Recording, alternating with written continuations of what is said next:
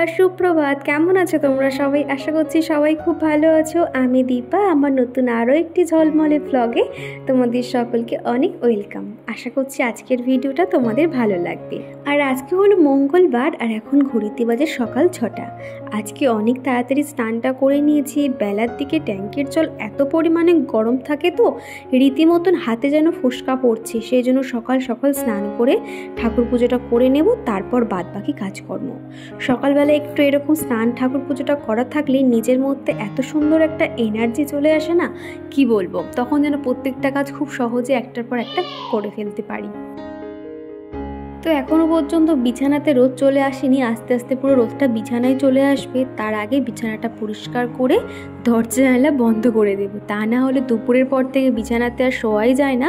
বিছানা রীতিমতন এত পরিমাণে গরম থাকে তো চিকু যেখানেই শুক না কেন সেই জায়গাটা পুরো ভিজে যায়, সে দুটো ফ্যান চলুক আর একটা ফ্যান চলুক।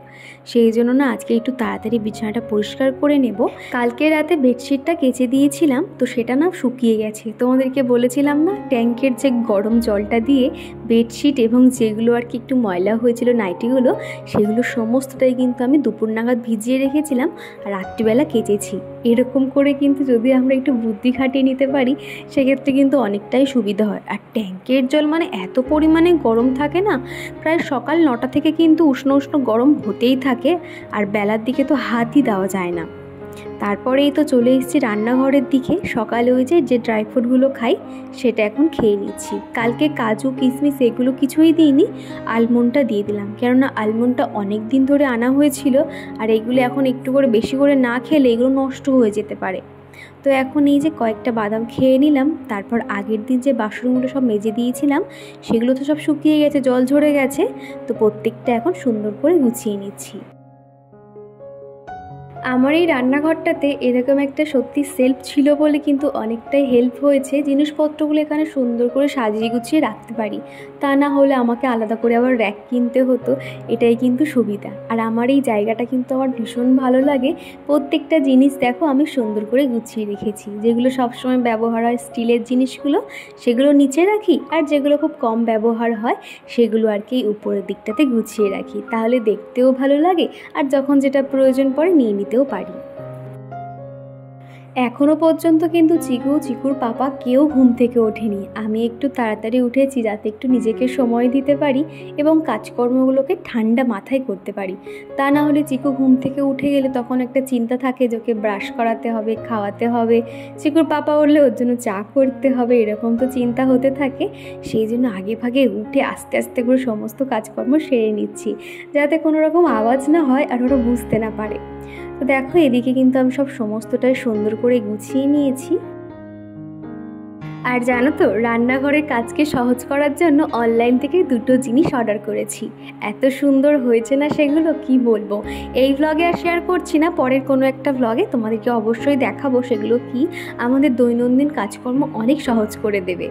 তো যাই হোক, এই জায়গাটা দেখো কত সুন্দর করে গুছিয়ে নিয়েছি। একটু সময় লাগে কিন্তু আমার ভালো লাগে এই কাজগুলো করতে, যে কোনো জিনিস গোছানোর ক্ষেত্রে।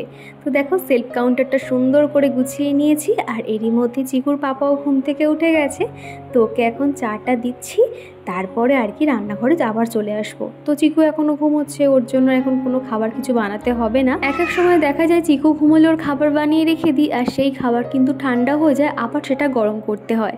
তো সেই জন্য এখন আর বানাচ্ছি না। আর এদিকে ওর পাপার জন্য একটুখানি মানে ওই ম্যাগিটাকে পুরো চাউমিনের মতন করে বানিয়ে দিয়েছি, আর এরকম চাউমিন খেতে কিন্তু ওর পাপা খুব পছন্দ করে।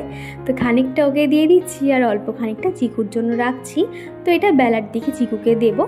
তো সাথে একটুখানি এরকম স্যালাড দিয়ে দেবো আর একটু সসও দিয়ে দিলাম। তারপরে এই তো ভাতটা এখন বসিয়ে দিচ্ছি, সাথে একটু কুমড়ো ভাতে আর একটু পেঁপে ভাতেও দিয়ে দেব। তো বেলার দিকে দেখা যায় চিকুকে ভাত কিংবা দুধ দিয়ে দিই। তো দেখা যাক আজকে কী দিই, ওর ঘুম থেকে ওঠার উপর নির্ভর করছে। তো এদিকে ভাতটা হতে থাক, তারপরে চলে যাব আমি বেডরুমে।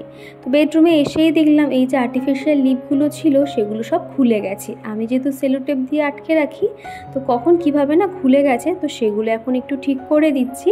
তারপর বিছানাটা পরিষ্কার করে নেব। বিছানা এরকম টান টান না থাকলে যেন মনে হয় ঘরের প্রত্যেকটা জায়গা অগোছালো হয়ে আছে। বিছানা পরিষ্কার থাকা মানে ঘরের 50% কিন্তু কাজ হয়ে যাওয়া।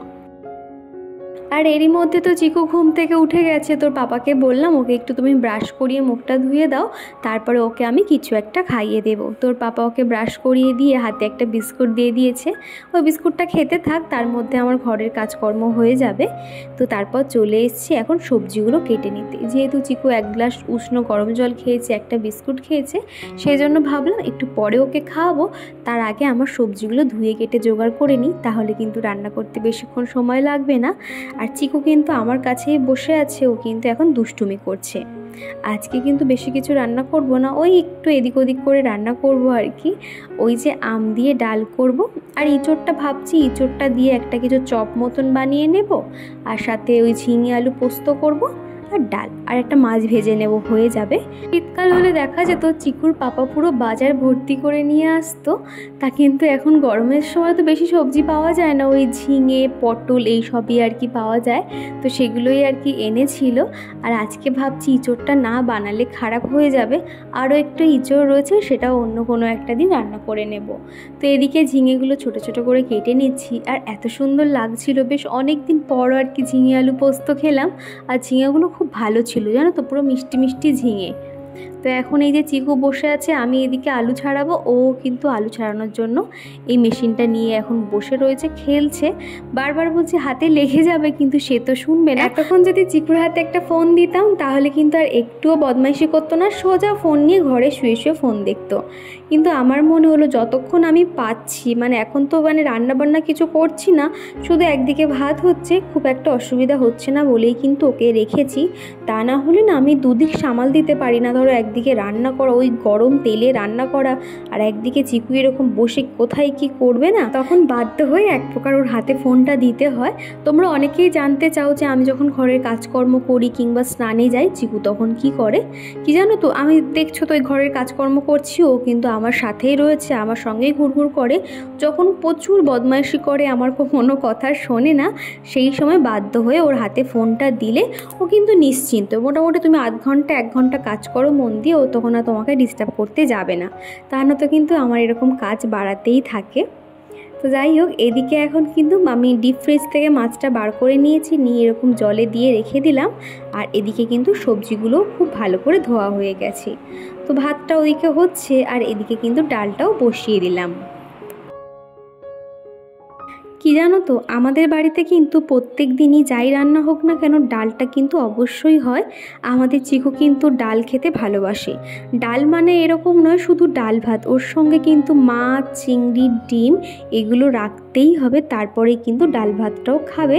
আর আমরা মোটামুটি যা ঝালের যা রান্না করি, মাছের ঝোল, ডিমের ঝোল বা কিছু হোক, তো সেই ঝোল থেকে একটা করে ডিম কিংবা মাছ দিয়ে দিই, ওরা খুব একটা খাওয়ার অসুবিধা হয় না। তো এদিকে ঝিঙে আলু পোস্তর জন্য আমি পোস্ত কাঁচা লঙ্কা দিয়ে খুব ভালো করে পেস্ট করে নিচ্ছি। প্রথমেই কিন্তু শুকনো করে আমি পেস্ট করে নিয়েছিলাম, তারপরে সামান্য জল দিয়ে দেখো খুব সুন্দর একটা পেস্ট হয়েছে। আমার মনে হয় পোস্ত কিংবা যে কোনো মশলা মিক্সার গ্রাইন্ডারে যত না ভালো পেস্ট হয়, সব থেকে কিন্তু শিলে ভালো হয় এবং তার স্বাদ কিন্তু আলাদা হয়। এটা আমার মনে হয় আর কি, শিলে বেটে মশলা দিলে সেই রান্নার কিন্তু একটা আলাদাই স্বাদ। আমার শিলনোড়া নেওয়ার ইচ্ছে রয়েছে, তবে চিকুর পাপাকে যতবারই বলি সে কিন্তু বলে এনে দেবো দেবো করে, তো দেখা যাক কবে এনে দেয়। আর এদিকে কিন্তু ডালটাও সিদ্ধ হয়ে গেছে, একটু এরকম খেটে দিলাম, দিয়ে জলটা দিয়ে দিচ্ছি। আর আমার রান্নার ফাঁকে ফাঁকে কিন্তু চিকুর খাওয়া দাওয়া আমি একদম ভুলে যাই না। এই বেলার টাইমটা তো ওকে ভাত দিই কিংবা ছাতু দিই। আর আজকে তো এত কিছু রান্না করতে গিয়ে আমি একটু হাঁপিয়েই গেছি, একটার পর একটা করেই যাচ্ছি। তো ভাত খাওয়াতে গেলে আমাকে তো বসতে হবে, খানিকটা সময় যাবে, সেই জন্য ওকে একটু ছাতু খাইয়ে দিচ্ছি। আর চিকু কিন্তু রান্না করে পিছনে যে বারান্দাটা, সেখানে বসে খেলছে। দেখো ও একটা আলু নিয়েছে এবং সবজির যে খোসাগুলো দিয়েছি সেগুলো নিয়ে রান্না করছে। আর এই বারান্দাটার সামনেই না বড় একটা ঝিল রয়েছে, ঝিলের এত সুন্দর হাওয়া হয় না, খুব ভালো লাগে, দাঁড়ালেই না পুরো গা ঠান্ডা হয়ে যায়। সেই জন্য কিন্তু আমার এই বাড়িটাতে খুব একটা অসুবিধা হয় না। আর উপরে যেহেতু ঘর আছে, মানে নিচের ঘর কিন্তু ভালো পরিমাণেই ঠান্ডা থাকে। এই যে এত গরম পড়েছে, এত রোদ, খুব একটা কিন্তু অসুবিধা হয় না। মোটামুটি কিন্তু রাত্রেবেলা করে 2টো পাখা চললেই পুরো এনাফ, কোনো রকম গরমে কষ্ট বা কিছু অতটা হয় না। ওই বাইরের দিকে গেলে জামা কাপড় মেলা কিংবা রাস্তাঘাটে যাওয়ার দিক থেকে কিন্তু একটু কষ্টকর হয়, এছাড়া আর কোনো রকম সমস্যা হয় না। আর এদিকে কিন্তু আমার আলু পোস্তটাও হয়ে গেছে আর ডালটাও হয়ে গেছে। তো মোটামুটি দেখো রান্না কমপ্লিট হয়ে যাওয়ার পরেই কিন্তু চিকুকে আমি স্নান করাতে যাব। আর সববার শেষে এখন এই মাছটা ভেজে নিচ্ছি। মাছ ভাজা ছাড়া চিকুর পাপার তো একদমই হবে না, সেই জন্য দুটো বোয়াল মাছ নিয়ে এখন ভেজে নিচ্ছি।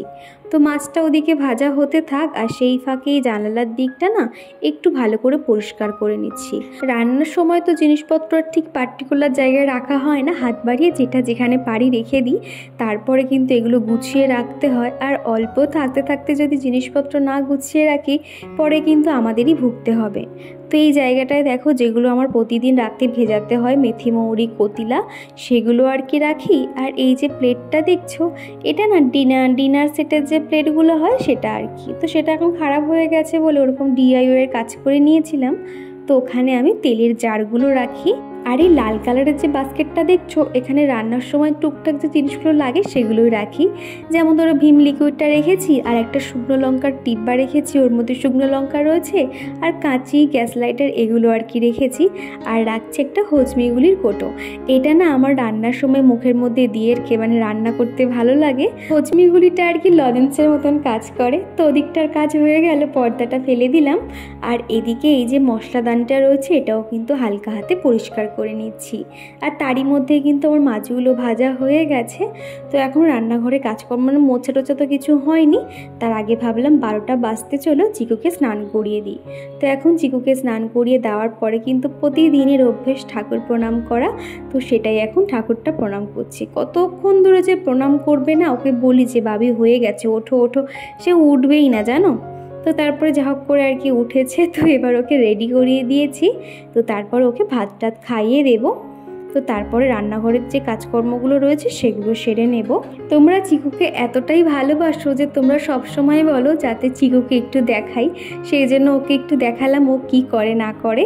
আর এই যে দেখো গামছাটা নিয়ে কত বদমাইশি করছে, এদিক ওদিক আর কি ছোড়াছুড়ি করতেই থাকে। একা থাকে তো কি আর করবে, মায়ের সঙ্গে এরকম হুড়দাঙ্গা করতে থাকে। সঙ্গী সাথী পেলে হয়তো আমাকে অতটা জ্বালাতন করতো না।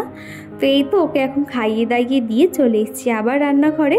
তো টুকটাক যে বাসনগুলো আছে সেগুলো মেজে নেব, সেলফ কাউন্টার সুন্দর করে পরিষ্কার করে। আগের দিন ব্লগে তোমরা যারা কমেন্ট করেছিলে চলো তাদের কমেন্টের উত্তর দেওয়া যাক। তো প্রথমেই একটা ছোট্ট বোনু আমাকে প্রতিদিন কমেন্ট করে তার নাম নেওয়ার জন্য, সেটা হলো সোনিয়া খাতুন। এই যে বোনু, তোমার নামটা নিয়ে নিলাম। তারপরে রয়েছে রিঙ্কি। তো তুমি জিজ্ঞাসা করেছো আমি কি স্ট্যান্ড দিয়ে ভিডিও করি। নর্মাল যে রিং লাইটগুলো হয় ওই স্ট্যান্ডটা দিয়ে আমি এখন আপাতত ভিডিও করি, আর ছোট একটা ট্রাইপড রয়েছে। তারপরে কমেন্ট করেছে মৌ লাইফস্টাইল থেকে, খুব সুন্দর হয়েছে ব্লগটা। তারপরে রয়েছে দে উইথ ডলি, অ্যালোভেরা গাছ একটু ছাওয়ায় রাখলে ভালো থাকে। হ্যাঁ গো, আমি তো জানতাম না, গাছটা বাইরের দিকে রাখতাম সেই জন্য হয়তো হলুদ হয়ে যাচ্ছে। তো অসংখ্য ধন্যবাদ বলার জন্য। তারপরে রয়েছে Puja simple life, Mou lifestyle, day with Dolly, Sneha blog, আর যে জুহি, সুপর্ণা দে। তো দিদিভাইরা বোনেরা অসংখ্য ধন্যবাদ প্রতিদিন এত সুন্দর সুন্দর কমেন্ট করার জন্য। তো এদিকে তো দেখলে দুপুরে রান্নাবান্না কাজ সেরে খাওয়া দাওয়াটাও করে নিয়েছি। আর এখন হলো বিকেলবেলা, এখনও 5:30 মতন বাজে। চিকু ঘুম থেকে উঠে পড়েছে, তো ওকে এখন খাবারটা খাইয়ে দিচ্ছি। তো এখানে দুধ সুজি বানিয়েছিলাম, তোকে এখন খাওয়াবো, আর সাথে কিন্তু একটু পড়াশোনাও করবে। এই যে খাওয়ার সময় কিন্তু চিকু আগে ফোন দেখতো, কিন্তু সেই অভ্যেসটা অনেকটাই চেঞ্জ হয়েছে। তখন কি করি, খাওয়ার সময় এরকম হাতে বইগুলো দিলে প্রত্যেকটা ছবি দেখতে থাকে এবং অক্ষরগুলো বলে, তো তখন কিন্তু আর ফোনটা লাগে না। তো এদিকে ওকে খাওয়ানো হয়ে গেছে, 1/2 ঘন্টা মতন পড়াশুনো করে। তো এখন ওর মতন খেলায় ব্যস্ত। সেই ফাঁকে কিন্তু আমি জামা কাপড়গুলো সমস্ত ভাঁজ করে নিয়েছি। বেশ অনেকগুলো জামা কাপড় বাইরে ছিল, কয়েকদিন ধরে রবিবার দিনকে বেরিয়েছিলাম, বা টুকটাক যে জামা কাপড়গুলো বিকেলে হয়তো বার হই সেগুলো আর কি। সমস্তটা ধুয়ে এরকম গুছিয়ে রেখেছি, প্রত্যেকটা এখন জায়গার জিনিস জায়গায় রেখে দেবো।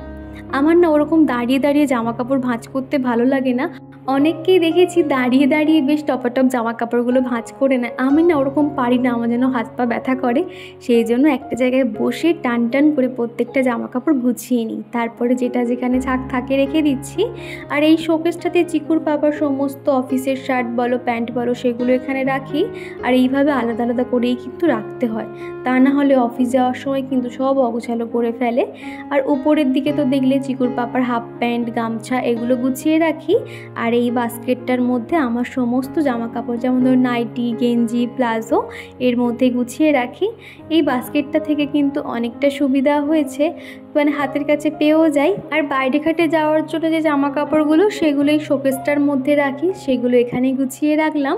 এই শোকেসটা কিন্তু আমার অনেক প্রিয়, এটা কিন্তু এই বাড়িতে এসেই কেনা, যেহেতু কলকাতা থেকে তো শোকেস কিংবা ফার্নিচার নিয়ে আসা সম্ভব নয়, সেই জন্য কিন্তু এখান থেকে কেনা হয়েছিল। ভাড়া বাড়ি থেকে আর সেগুলো বয়ে বয়ে আনা যায়। আর এই শোকেসটা না আমি যখন প্রথম কিনেছিলাম আর কি, মানে ওই চিকুর পাপা দোকানে গেছিলো, তো সেখান থেকে ফটো পাঠিয়েছিল, সেখানে আমার ভালো লেগেছিল। মানে শোকেসটা সব কিছুই ভালো, কিন্তু ভিতরের জায়গাটা না, মানে ভিতরে খুব একটা স্পেস নেই, ছোট মতন জায়গা। প্রত্যেকটা জিনিস কিন্তু এরকম গুছিয়ে গুছিয়ে রাখতে হয়, এই আর কি। আর নিচের দিকে তো সমস্ত বেডশিট, বালিশের কভার এগুলো রাখি, তো সেগুলো ওই জায়গাটাতে গুছিয়ে রাখলাম। আর চিকুর জামাগুলো এই বাস্কেটের মধ্যে রেখে দিয়েছি। তো 8টা নাগাদ চিকুর পাপা চলে এসছে, তো এসে বললে খিদে পেয়েছে, সেই জন্য একটু কাজু বাদাম আর একটু কোল্ড ড্রিঙ্কস দিলাম। আর চিকু যাতে বুঝতে না পারে সেই জন্যই বোতলে করে দেওয়া। আগের দিন ভ্লগে এক বনু আমাকে কমেন্ট করেছিলে, দিদিভাই তোমার ওয়াল হ্যাঙ্গিংটা দেখিও। তো এই যে এটা তোমাকে দেখিয়ে দিলাম। আর এই দিয়ে না আজকের ভিডিওটা শেষ করছি। ভিডিওটা কোথাও ভালো লাগলে একটা লাইক করে দিও। তো চলো আজকের মতো টাটা।